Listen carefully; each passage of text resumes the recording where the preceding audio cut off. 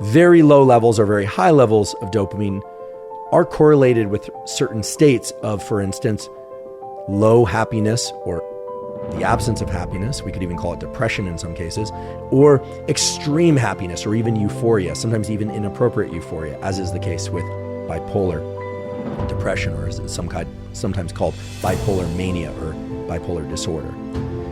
Now, of course, there's a range in between depressed and manic, and most people, fortunately, reside somewhere in that range. And it is indeed a continuum. And I think it's safe to say that levels of dopamine probably do correlate with levels of happiness. But there is no one single chemical nor chemical signature that is no specific recipe of 2 parts dopamine to 1 part serotonin to 1 part acetylcholine that we can say equates to happiness.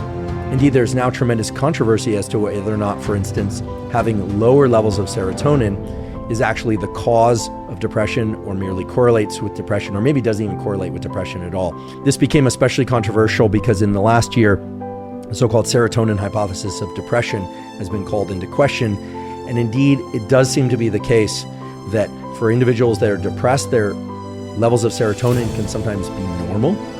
However, and this is an important however, that does not mean that administering drugs that increase levels of serotonin in depressed people does not sometimes, and indeed often, help ameliorate some of their symptoms. I should mention that many of the selective serotonin reuptake inhibitors, so-called SSRIs, such as Prozac and Zoloft, etc., are still considered excellent treatments for conditions like OCD and so on and so forth. But what I'm trying to do is make 2 important points. First of all, that language is not a great indicator of internal state, especially when trying to understand other people's internal state, and that is especially true for things like happiness, and that there is no one chemical signature of happiness. There's no one neuromodulator or combinations of neuromodulators that we can say is the cocktail for happiness. But, and it's a very important but, when levels of dopamine and serotonin tend to be chronically low for an individual, below their typical baseline, they will, yes, tend to be lower in affect and have lower mood and less episodes of happiness per day, per week, per month, per year, etc. Conversely, when an individual has elevations in dopamine and serotonin levels, in particular dopamine levels, and the other so-called catecholamines, which include epinephrine and norepinephrine. So the catecholamines are dopamine, epinephrine, and norepinephrine. They're all very similar biochemically. They all lead to states of elevated motivation, energy, and so on.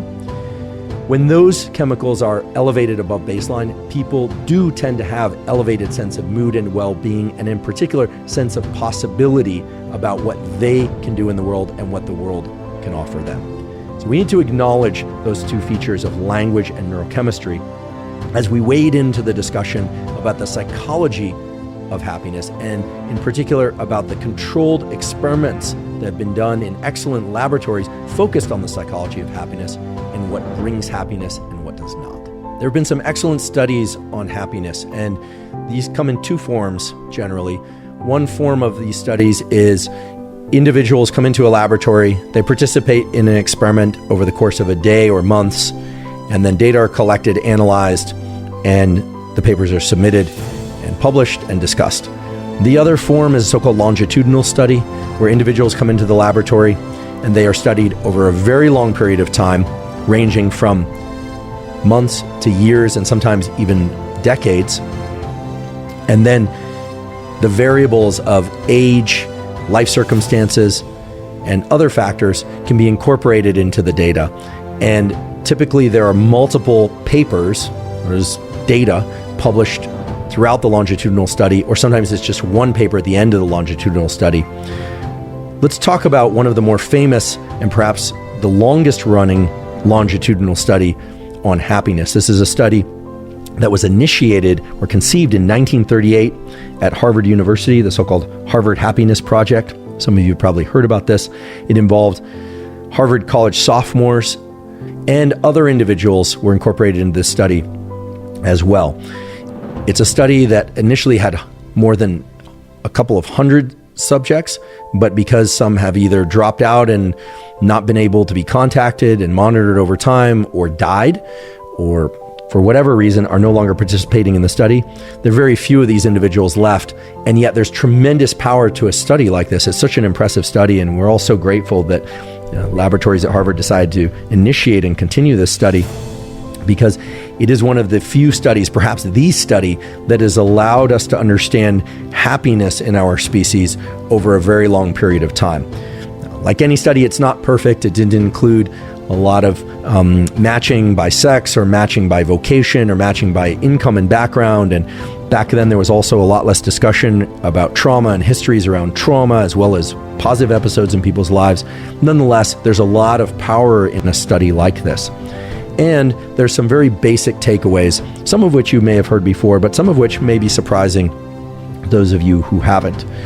So one of the key things about this study is people in the study, at least those who still have intact memory, which many of them do, are able to think back on not just their previous year or week, but 10 years ago, 20 years ago, 50 years ago, and compare what makes them happy at one age versus another age. A number of things have emerged from that conversation. So I just want to discuss some of the highlight points, then we'll get into a little bit more of the nitty-gritty of the data.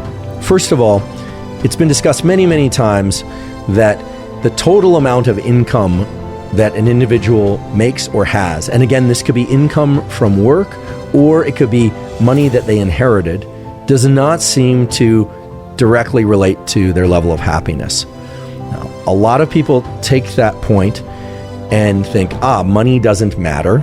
Other people hear that point and think to themselves, yeah, right, easy to say if you have a lot of money. We'll talk about the interpretation of those data in just a few minutes, but I do want to earmark that finding because I agree that while money or total resources itself does not predict happiness in any kind of direct way, that is not the same thing as saying having very few resources will make you happier, of course. I don't think anyone would imagine that.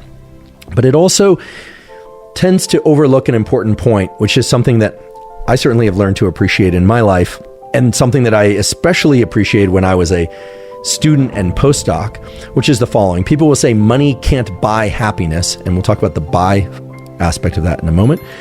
And indeed, that's true.